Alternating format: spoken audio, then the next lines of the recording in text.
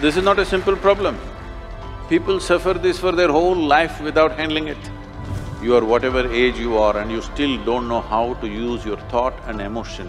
If you see everything just the way it is, everything has immense value. Life is not a race. If life is a race, you must get to the finish line soon.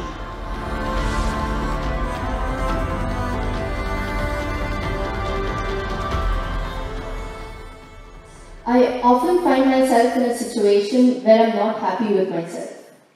I compare my abilities, achievements, and even my appearance with that of others. And I think that's one reason for my low self-esteem. How do you think I can build up on my self-esteem and get rid of the self-hatred that I have? Well, this self-esteem, this self-confidence, all these things unfortunately have been sold a lot on the planet. Why do you need esteem? Why do you need esteem? Esteem is because you want to be little one-up on somebody else all the time. Unfortunately, our education systems were made like this, right from kindergarten. Who is first, who is second, who is third? You want to be first. So, your sense of happiness is only when everybody is doing worse than you. What kind of life is that?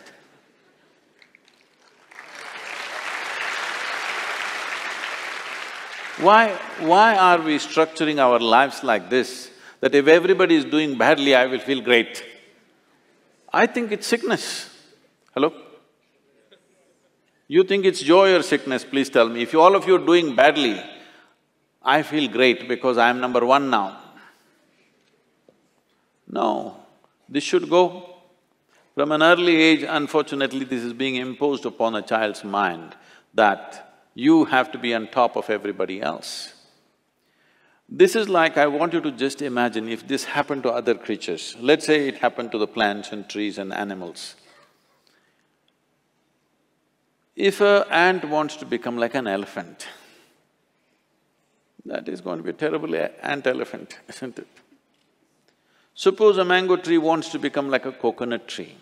It will be a horrible mango tree because with one branch like this, no mangoes will come out of this. A mango tree is like this, a coconut tree is like that. That's how it should be. This has happened because in so many ways, people have put these things into your mind, what is good, what is bad, what is high, what is low, what is up, what is down. Because of this, you have never paid attention to every aspect of life in the sense. Maybe humanities people and lawyers and what are you?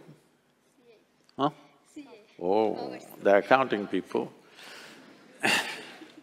You never paid attention to these things. I spend a lot of time paying attention to all kinds of creatures, ants and grasshoppers and worms and everything. If you observe, let's say an ant, or let's pick up something little more than an ant, like a grasshopper, it's easier to see him. If you look at him carefully, whoever created this grasshopper has paid as much attention to a grasshopper as they have paid to this one. Please pay attention and see. When the source of creation has given equal attention to ant and you, who the hell are you to think an ant is a lowly creature and you are some superhuman being?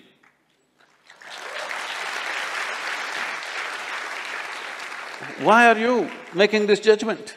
Creation has not made this judgment. You may think you're superior simply because you're in a blatant manner, you're walking on this planet, but that's not true. The fact of the matter is like this. See, if all the worms on this planet, right now if all of them die, all the worms, in about 12 to 18 months, all life on this planet will cease, everything, including you and me. Suppose all the insects die today, in something like 2.5 to 4 years' time, all life will cease. But if all the human beings die, the planet will flourish.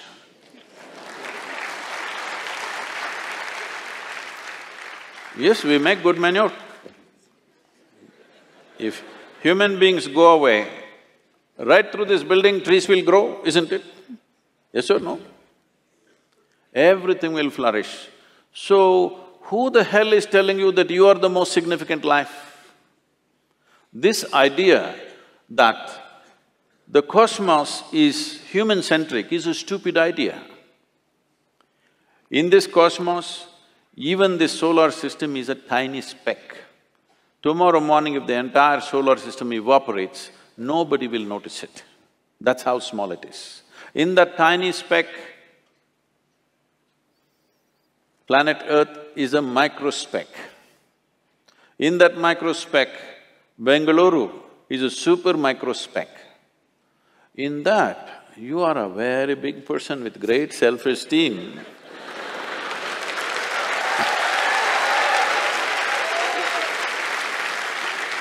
This is not a simple problem. People suffer this for their whole life without handling it. Essentially, it is just this. You have gotten yourself into a place where most human beings are in this place, you get yourself into a place where you cannot handle your own thought process and your emotion. That's all. You meet 50, 60-year-old people, they've still not figured how to handle their thought and emotion. These are basic faculties. When the hell are you going to learn how to use your thought and emotion? Suppose you're 20 years of age and you still don't know how to use your fingers, people will say you're handicapped, isn't it? You are whatever age you are and you still don't know how to use your thought and emotion, are you handicapped too? Hello? Are you or are you not? You are, you're crippling yourself. Why has this happened? Is simply because you have made unnatural divisions in the existence, which don't exist anywhere else except in human mind. Yes? Nowhere else does it exist except in human mind.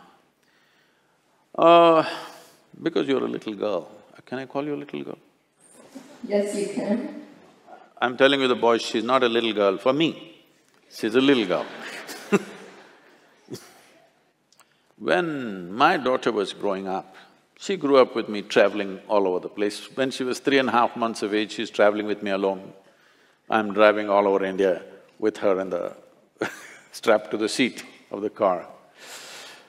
So, she grew up like this, and every day we're in some different family. People are wonderful, but there is a problem with the adults. The moment they see a child, they want to teach the child something that's not worked in their life.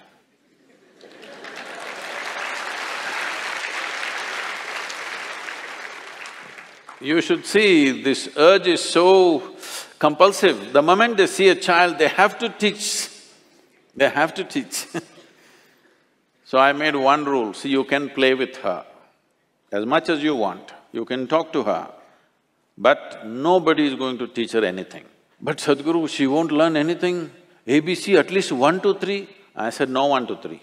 Then they said, she won't know how to count even her fingers. I don't care. If she doesn't know how to count her fingers, as long as she knows how to use her fingers, I don't care. She thinks she has 1,000,000 fingers, what's my problem? But they want to teach 1, 2, 3, ABC, Mary had a little lamb. I said, I don't care whether Mary had a lamb or no lamb. You're not going to teach her anything. So nobody taught her anything. She's all ears, everybody treated… because if you have nothing to teach, you have to treat somebody like your equal. So she grew up. By the time she's 2.5, 3 years of age, she can speak in terms of remembering about 700 to 800 names, all adults. She thinks they're all her friends, because everybody spoke to her like she's an adult. And I would not have sent her to school, but my schedule went totally crazy and I had to put her in some school. So when she was 12, 13 years of age, one day she came back home and something that happened at school disturbed her. So she came and came to me and said, you're teaching everybody so many things, you're not telling me anything. I said, see, I don't do it unsolicited. Now that you've come, just sit down. This is all you have to know. Never look up to anybody. She looked at me like this, what about you, kind of thing. I said, especially me, because the moment you look up to me, you will miss it completely. If you look at me just the way I am, there is a lot of value to it. If you look up to me, what will you do? Probably take my picture and nail it to your wall, like you nailed so many people who are of value in this world. You just look at me for what I am, don't look up to me, and never look down on anybody. This is all. Never look up to anything, never look down on anything. If you see everything just the way it is, everything has immense value. Everybody has a place and value to their life, isn't it? Every creature has value. Because we did not realize that, how many things we have destroyed in this world? Simply because we think this is valuable, this is not valuable. There is nothing here that is not valuable, everything has its value. Maybe you are not able to see it. So don't set yourself up like this, you versus the rest of the world. It's a bad competition to get into. You want to be number one on this planet. It's a horrible place. Everybody below you and you up. Is it a good place to be? I think it's a sick place. This attitude of wanting to be ahead of somebody needs to go. Well, for fun in a game or something you compete, that's different. Life is not a competition, life is not a race. If life is a race, you must get to the finish line soon.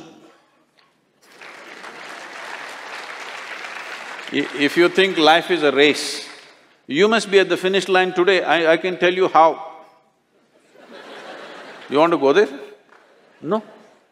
This is not a race.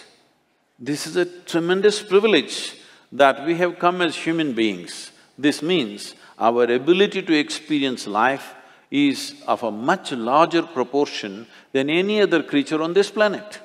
That is the significance of who we are, yes? We can experience life in many more vivid ways than how an ant can experience, how a grasshopper can experience, how somebody else can experience. This is our privilege. Instead of experiencing life, we are trying to win the race. If you win the race, you should be in the crematorium today.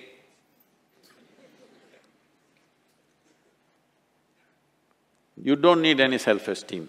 In this culture, if you don't know this, there may be people with names like this. There will be one Ramadas, one Krishna Das, one whatever.